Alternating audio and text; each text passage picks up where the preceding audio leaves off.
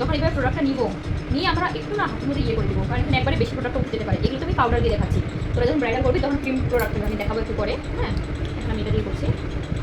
এই যে extra product আমি বার করে দিলাম। এখন আমি কী করবো, স্টার্টিং যখন আমি করবো, এই যে এখান থেকে সামনে কতটা জায়গা আমি ছেড়ে দিচ্ছি, এই জায়গাটা আমি ছেড়ে দিলাম। আমি এখান থেকে স্টার্ট করবো, করে দেওয়ার পর শুধু গ্যাপগুলো আমি পূরণ করবো।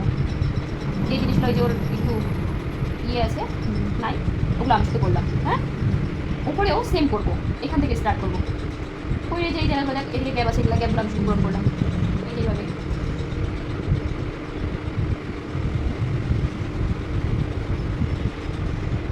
এইভাবে শুধু আমি গ্যাপগুলো পূরণ করলাম। এই জায়গায় আমি কী করবো, আমি কিন্তু আর প্রোডাক্ট নিবো না, ব্রাশের যেটু প্রোডাক্ট আছে এটা দিয়ে আমি এই যে আগে এইভাবে করবো, এইভাবে করবো। এখন আমার কী কাজ, এই যে স্পুনটা থাকে পিছনের, এটা দিয়ে আমি কী করবো, এটাকে একটু মিলাই নেবো। ঠিক আছে, এটাকে মিলাই নিলে একবারে সমান হয়ে যায়। কোথাও বেশি প্রোডাক্ট লাগলে পরে ওটা বার হয়ে আসবে। এখন আমাদের পারফেক্ট আমরা কীভাবে বানাবো আইব্রোটাকে। এই যে আমি কনসিলার প্যালেট নিয়েছি। হ্যাঁ, কনসিলার দিয়ে আমরা কী করবো, সবসময় একটু লাইট কালার কনসিলার নিবি। ঠিক আছে, লাইট বলতে গেলে একটু ফেয়ার টোনের নিবি, মানে এগুলো যেরকম একটু ডার্ক, এগুলো যেরকম একটু ডার্ক, এগুলো নিবি না, একটু ফেয়ার টোনেরগুলো নিবি।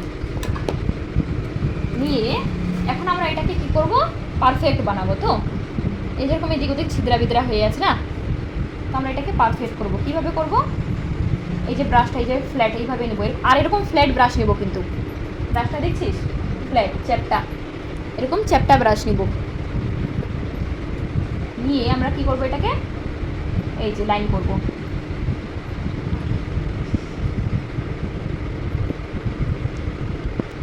এটাকে সবসময় একটু উঠায় রাখবে, তাহলে স্কিনটা টাইট থাকবে, তাহলে আমাদের করতে সুবিধা হবে। বাইরে যেটুকু যদি এক্সট্রা প্রোডাক্ট লাগে থাকে ওটা মুছে যাবে, বুঝলে?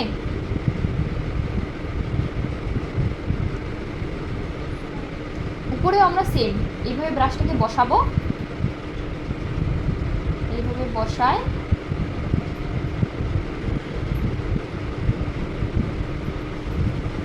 সেম আমরা এইখানে আইনে এইভাবে মিলে নেব।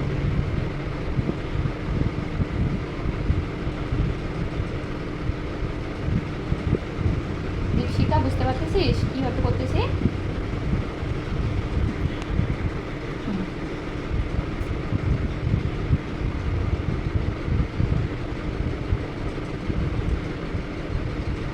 বোঝা গেল? এইভাবে আমরা